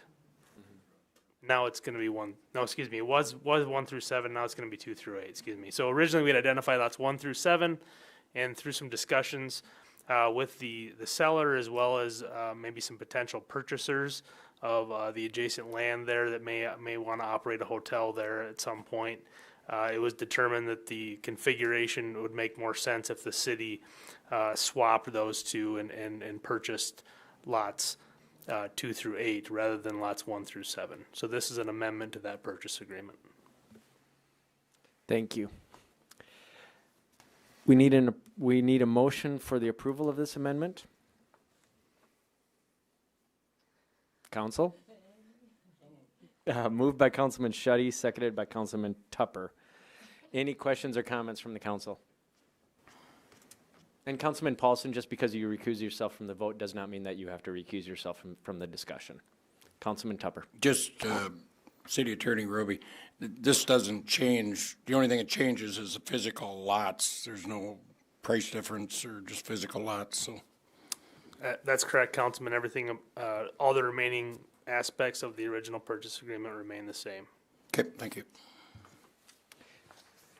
Councilman Beeler. Thanks, Mayor. This is with, if we had any consultation with construction management, I would assume, on where we're positioning the facility. Okay. Yes, yep. And it was with the architect and the construction manager and our owner's representative have all concurred that this layout actually would make more sense for if there's going to be a potential for a hotel there in conjunction with the ice arena, that this layout would make more sense. Any more questions or comments? Seeing none, the motion is to approve this amendment. All those in favor, please say aye. Aye. Any opposed, say nay. Motion carries.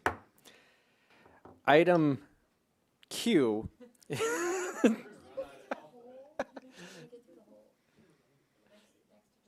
We will not be shooting to go through the entire alphabet at any future council meeting. If that happens, that's fine. But item Q. Rarely can I say that, is an approval of architectural services contract with 292 Design Group for the design of the new city ice facility. For more information, City Attorney Matt Roby. Thank you, Mayor.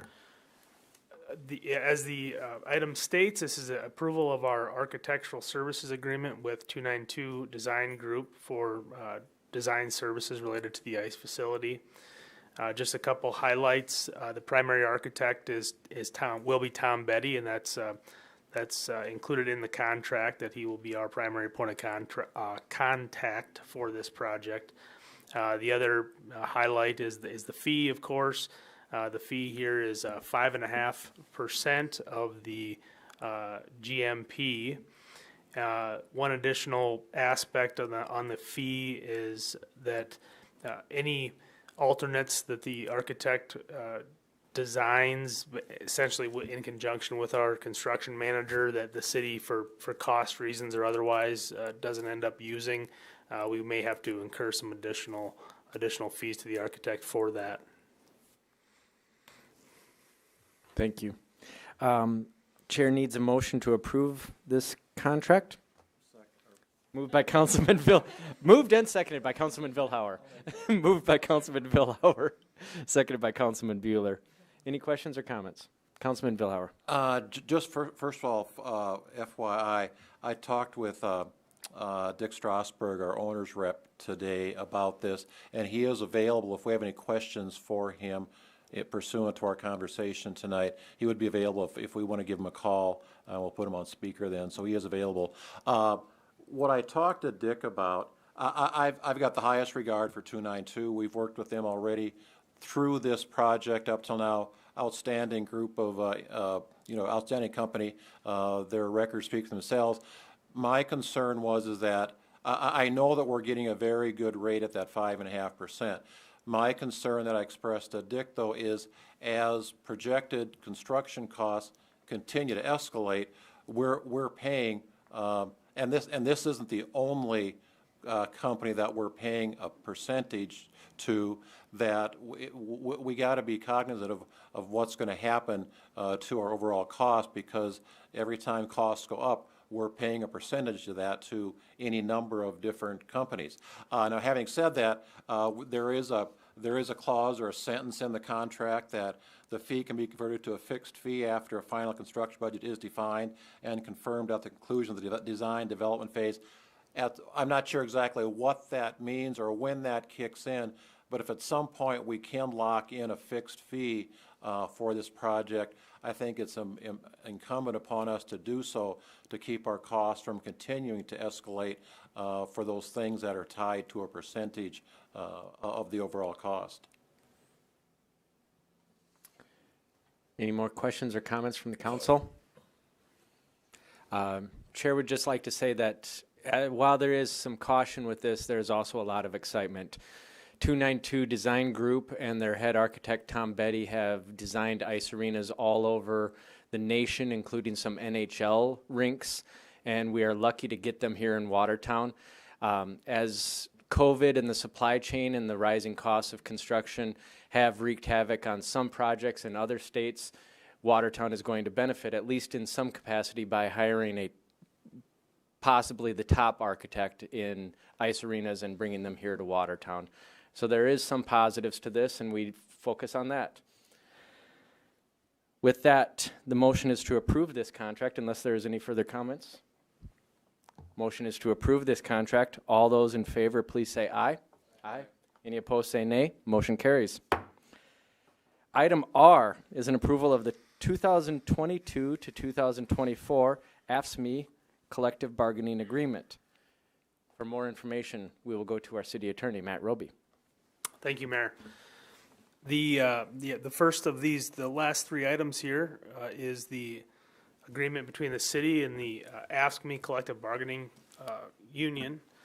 And as you see on the agenda, I did attach a redlined version that will, if you can kind of quickly scan through at your leisure, and you can see pretty easily some of the changes that were made. I guess here at the council level, I'll just kind of hit on a couple of highlights. With the AFSCME group, it was a little bit unique because, as you'll recall, after the 2019 classification and compensation study, they did not elect to open up the contract, so they remained on our old matrix system. And so through this process, they did agree to come on to the newly adopted matrix, or the 2019 wage matrix that we developed. In doing so, each employee in the union will receive, at the end of the day, will receive at least a 4.5% increase in pay through a combination of a 4% application to their current rate of pay, as well as a rounding up once they're on the matrix. In addition, there's some potential corrections for folks that have been with the city for quite a few years that During the wage matrix process, there wasn't really accommodations made for those years of service, so there is a formula that was applied where we took the years of service to the city, divided by 2, and then if that number was higher than the number where they would otherwise be placed, they would maybe move up a step or 2 to get some of those dollars back for their years of service, to maybe provide some separation between newer employees. An additional item I'll highlight is the longevity pay. And this ended up being the same across all 3 of the unions. Longevity pay will actually go up to $8 per month for each year of service for employees. But employees hired after January 1 of 2022 won't be eligible to receive longevity pay until after 10 years of service. Currently, employees are eligible to receive longevity pay after 5 years of service. Couple of additional points here. Three holidays will be added across the city as well as into these contracts for Christmas Eve, the day after Thanksgiving, and Juneteenth. And finally, the contract, the AFSCME contract, it was agreed upon that we would reopen the contract in 2022 as well as in 2023 to address wages for the subsequent year, as well as potential benefit changes. As you all know, we are working with a consultant to review our HR practices and benefits, and if anything comes out of those conversations, we would have the opportunity to negotiate some of that into the contract potentially for 2023 and 2024. So, thank you. I believe our city manager, Amanda Mack, would like to comment on this as well. Thank you, Mayor. I'd just like to provide some overall context to how we approached the negotiation process this year. As we discussed during the budget process, our budget was heavily focused on our people, and that's how we approached the negotiating table. We came into it understanding that there were some challenges when the wage matrix was adopted in 2019, especially from a morale perspective and from a compression perspective. And so the negotiating team went into it looking for where we can find some wins. And I think we've done a good job of trying to meet the needs of our people. Councilman Bueller just asked me about the holidays. So Juneteenth is a federal holiday now. We're seeing cities all across the state are adding that.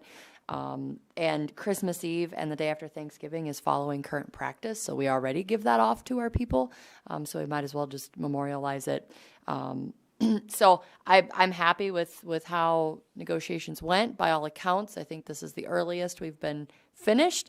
The meetings with all 3 groups were very cordial and lighthearted, and I feel pretty good about that. But I don't have day-to-day interaction with the majority of our frontline workers. But what I hear from their supervisors is that people are generally pleased with where we're headed with this. For all 3 units. Yes, thank you. And I think those comments apply to all the next 2 agenda items as well. Just an effort to prioritize the people that we have working for this great city, which make it a great city, and just have that mindset going forward. So the chair needs to entertain a motion to approve this contract. Mayor? Or, sorry. City Manager Roby, or No. Attorney Roby, Nope. sorry. Did you have some correction? Sorry, I just wanted to make a comment for the record before I forget. There is, the last couple days, there's been identified a couple of names of the positions in the union that managers have recognized that those names have changed. And so just for the record, but prior to signature, we'll tweak the list of titles, of the union titles, but it's not substantive. It was just name changes. So. Okay, thank you. Well, that actually corrected another mistake that I made calling it a contract. This is an approval of the collective bargaining agreement. I need a motion. Moved by Councilman Bueller, seconded by Councilman Tupper. Any comments or questions? Councilman Villauer. Just a question, I think I already know the answer because City Manager Mack alluded to it. This is in line with what we approved as a budget here recently.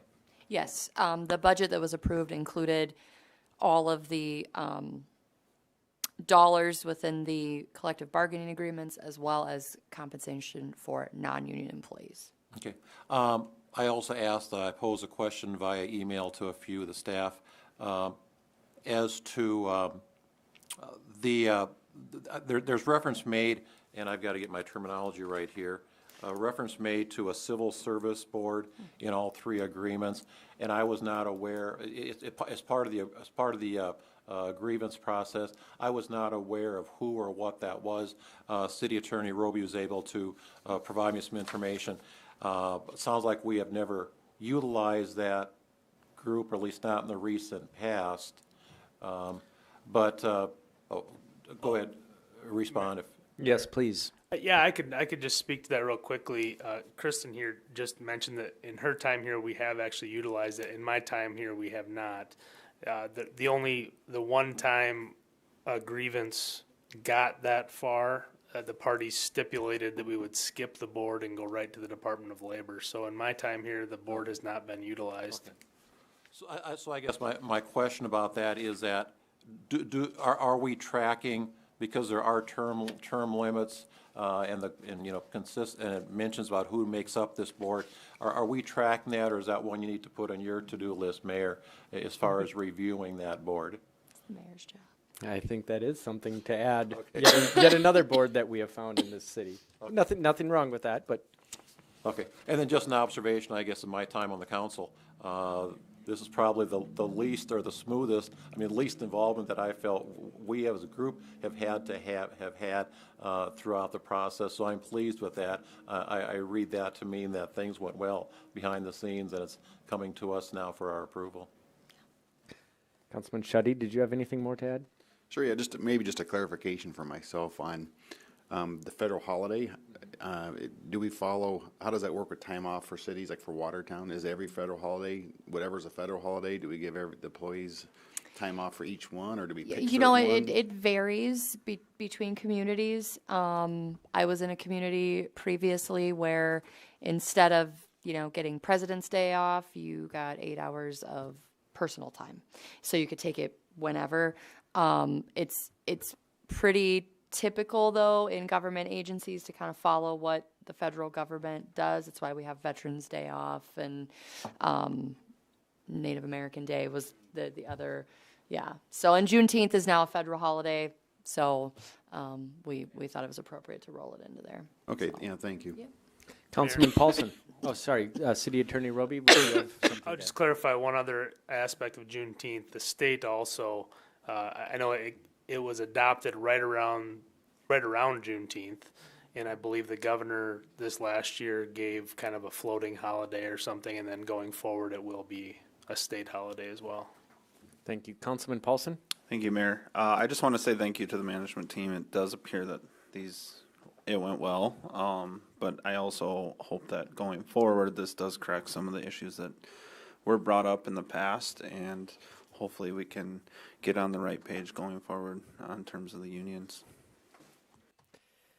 Thank you. The motion is to approve this collective bargaining agreement. All those in favor, please say aye. Aye. Any opposed, say nay. Motion carries.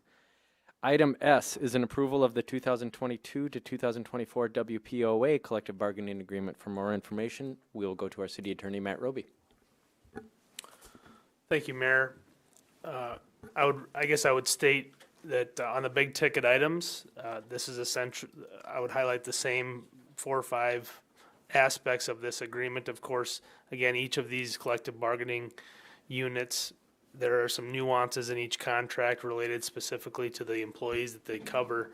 But on the Watertown Police Officers Association contract, they were already on the matrix, and so the matrix is receiving a 2.5% cost of living increase across the matrix itself, and then each employee will receive 1 step, which again will result in a minimum of a 4.5% increase to the union, this particular union's employees. Again, there's some leeway for some step movement where you take the years of service divided by 2 and see where that falls. The longevity pay, again, is $8 per month per year of service, and anybody hired after January 1 of this upcoming year will move to the 10 years requirement prior to that kicking in. The holidays, again, were added, those 3 holidays, and again, this contract will also be reopened for discussion of wages and benefits in the next 2 years. Thank you. The chair must entertain a motion to approve this collective bargaining agreement. Moved by Councilman Vilhauer, seconded by Councilman Paulson. Any questions or comments on this collective bargaining agreement? City Manager Amanda Mack. I do just want to add that one thing in the agreement is that the detective position is moving from a assignment pay to an actual position. And so the police department's been working to identify who that detective will be, and that will take effect January 1st. Thank you. Any further questions or comments? Seeing none, the motion is to approve this collective bargaining agreement. All those in favor, please say aye. Aye. Any opposed, say nay. Motion carries. Item T is an approval of the 2022 to 2024 IAFF collective bargaining agreement. City Attorney Matt Roby, take it away. Thank you, Mayor. Finally, we have the fire department's union. And again, those big ticket items are going to be the same, where all employees are going to receive net at least a 4.5% increase in pay. There's going to be that years of service, potentially making up for years of service, the longevity piece, the holidays, and the reopening of the contract. One unique aspect of the fire department is there was some discussion and it didn't really reach resolution, and I see the chief is in the back where they're exploring the possibility of a new shift, new work periods, and I don't believe that's been decided upon yet, but the contract allows for that decision to be made by management during the term, so it doesn't need to be solidified into the contract at this time. So. Thank you. I have a running joke / comment with Fire Chief Rowland that every time a firefighter item is on the agenda, we have a fire call that goes right by City Hall with the sirens blaring. So I'm just waiting for you to text your guys and make it happen. But Chair needs to entertain a motion to approve this collective bargaining agreement. So moved. Moved by Councilman Paulson, seconded by Councilman Tupper. Any questions or comments? Councilman Tupper. I just have, and it covers all 3 of these last items, visiting with a lot of city employees that have been very unhappy for a number of years. I want to thank everybody that has worked side by side at the table from both sides of this to correct some wrongs. I mean, it's nice to see city employees that are happy again on all sides of it. So, like I say, my hat's off to everybody that put in a lot of time and effort into this on both sides of the bargaining table. Thank you. I'd like to echo that. Thank you, Councilman Tupper. This can't be underestimated. It takes 2 sides to come to the bargaining table with good faith, and we want to recognize that that is done. I also want to commend the council for approving the budget for this. We're just trying to rectify situations in the city of Watertown and provide the best for our people who are our staff members, because that in turn provides the best for the people of Watertown. Councilman Tupper. Just one other comment. When they did the wage study a few years ago, it had been like 20, 30 years. 20? Mm-hmm. Yeah, so we're hearing about 18, 19 years ago. We have all the people in place that maybe we didn't have everybody in place back then, as far as enough people in HR, as far as enough people through all departments to get through that without, I mean, we shouldn't have had to hire somebody to do it, put it that way. We have all the people in place. We need to, and we've bargained great on both sides of the table. Let's hope Watertown never has to go through another situation like that again. I would agree with you. It's best done in-house when you can. So, seeing no further questions or comments, the motion is to approve the collective bargaining agreement. All those in favor, please say aye. Aye. Any opposed, say nay. Motion carries. Any old business? With that, I just want to warn the council, we do have one item of new business, but any old business? Okay. Under new business, we have one thing that did not make the agenda, but it's nothing substantial. This is a fireworks permit that is going out for the holiday lighted parade. And we need to, this is kind of a last second deal, but this is not something, this is something that we do very regular in the city. And we just had to get this on the agenda for council approval. So the chair is going to entertain a motion, and this is going to read, motion to approve pyrotechnics or open flame permit application for fireworks display for the lighted holiday parade downtown Watertown on November 26, 2021. Do I have that motion? So moved. Moved by Councilman Tupper. Seconded by Councilman Schutte. Any questions or comments on this? All right. All those in favor, please say aye. Aye. Any opposed, say nay. Motion carries. Okay. Any other new business? Councilman Paulson. Just real quick, I know this has been a long meeting. I was It's actually not been as long as it could have been. So, I have been approached by an individual that would like to honor another individual that passed away earlier this year at the skate park in some fashion. And they have raised some funds already, but, you know, they don't know what. So I did bring this to Councilman Bueller to bring to the Park and Rec Board just for discussion purposes. Ultimately, I think it is going to come down to us approving something being on a city property. But I wanted to bring that forward and hopefully get some feedback that I can give to this individual to kind of what to look for. You know, they mentioned maybe a bench or at least a plaque of some sort, but they're just hoping to honor this young individual that passed away earlier this year. I actually have an answer for you on that. Not to say that the Park and Rec Board isn't involved, but if it will be to go to the construction of the ice arena, or no, to skate park, sorry, okay, oh, skate park, okay. Sorry, I just heard skate and I thought it was ice. So actually with that, Councilman Bueller. Okie dokie. Thank you, Mayor. We have had discussions, Colin. I've been back and forth a couple of times. I've talked to City Manager Mack in this regard. I think you and I have had discussions. And you know, we have these kind of things. We have memorials at different locations. The zoo, I don't know how many benches. In fact, I think Councilman Villauer's got one in there. I don't see an issue with that at all. There was some question as to whether or not we could name this park after that individual. I don't know that that's probably prudent to do that at this point. You know, there have probably been donors that maybe have put a lot of money into this facility that might feel a little slighted if we did that as well. But personally, I don't see it. I think we do. The Park and Rec, Terry Kelly and Director Kelly, we visited in this regard, didn't seem to have an issue with us, you know, adding a bench or something like you were referring to that park. I certainly personally think that would be fine. Councilman Villauer.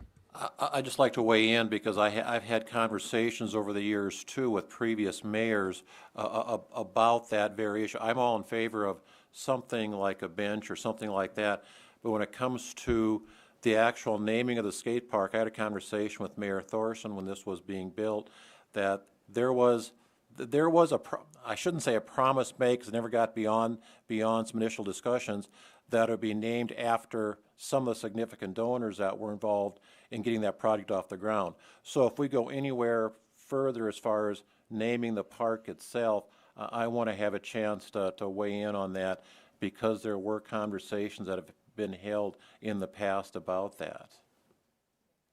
City Manager Mack. In my discussions with Councilman Bueller, that was the discussion, that naming rights, especially given our recent conversations around the wellness center, around the ice arena, we need to follow a very public process for that. Memorials, things like that, you know, we can kind of handle that internally. You know, you want to put a bench somewhere, or a garbage can, whatever, that's appropriate. any of our park facilities, any of the public facilities, we had a conversation about the airport terminal as well.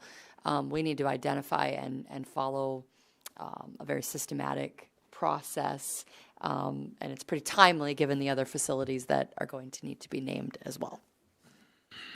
Thank you. Councilman Bueller. Thank you, Mayor. Just, I think at some point, Colin, if whoever these folks are, if they're interested in putting a bench in, whatever it is, I think we need to, as a council, know what it's going to be. And obviously, it's got to be in a location that's safe and serviceable. So, thanks. Councilman Shetty. On the skate park, it was brought to my attention on another subject of the skate park. A gentleman that was part of the, when it got moved, the funds were raised to move it to where it's at and be constructed there. He brought to my attention just the idea of having a sign on 212 that would say skate park pointing in that direction. So just since we're talking about the skate park, I thought it'd be a good time to bring that to light. I think that's a good idea. Councilman Tupper? Just on top of, whoa, that is a little loud. Jeez, we know it's been a long meeting, Councilman. I got to wake you guys all up here. So just on top of Councilman Paulson's comment there, if you look at our bike trail, there's benches along our bike trail that have our zoo, the memorial out to the city park, every place you look at. I think that's very appropriate to be able to put in something like that. Councilman Paulson? Okay, I think knowing that that's a welcome thought is I will have discussions with this person, and they will probably bring it forward at some point for actions for approval. But obviously that will include a plan where it's going to be and things like that. So I was just giving you guys a heads up and wanted your feedback. So thank you. No, thank you. And we do get approached on the city for people who want to donate, and it's something I think it adds to the community as well. Any further new business? Any liaison member reports? Councilman Villauer. I don't want to prolong the meeting, but we'd be remiss if we didn't mention the airport a little bit. First of all, we had a tour of the new terminal tonight, waded through the mud, but exciting to see that thing where it is after being in the design stage for so long. So exciting. We're going to have a top-notch terminal. It's all said and done. Just a few numbers from the airport board meeting last week. We approached nearly 2,000 enplanements for the month of October, which we have been setting records, I think, every month going back to August for our enplanements. And if I'm not mistaken, if I heard airport manager Todd Syrie correctly, we actually surpassed Aberdeen for the month of October, which is the first time that has happened. We're approaching, we've had just under 14,000 enplanements year to date through October. We're in a pace of probably 18,000, somewhere in there, enplanements for the year. So a lot of good things happening out there at the airport. And I don't think the fact that SkyWest is pulling out should be a deterrent for people that want to utilize our services. We've got a top-notch airport, so we're going to get better. Thank you very much. And that is an exciting building out there, along with the other projects that Watertown is doing. Just Watertown's going to another level. We invite everyone to come along. So, any other liaison member reports? Any announcements? Councilman Villauer. I promise I'll make this quick, but I got a good piece of good news. We got to break up our sales tax numbers. I'm looking at our finance officer over there. I mean, we're running 11% ahead of last year for our first two pennies. 13.5% ahead of 2019. I think our third penny is like 19 or 20% ahead of last year's. Just outstanding sales tax numbers. And also one other number, as an accountant, I've got to love my numbers, but we've been hearing a lot about COVID, the numbers being increasing across the country, and South Dakota is no exception there. But just to put it in perspective, right now I checked today, we have 223 active cases in Cottington County. That compares with 603, which was our peak about a year ago. So yes, it's out there, but it's not nearly as prevalent as it was just a year ago. Thank you very much. Actually, two very good announcements. Well worth. And they were quick, right? Well worth sticking around for. I won't belabor that point anymore, but say thank you. There's no need to go into executive session pursuant to SDCL 125-2. With that, the chair will entertain a motion to adjourn. Made by Councilman Beeler, seconded by Councilman Tupper. All those in favor, please say aye.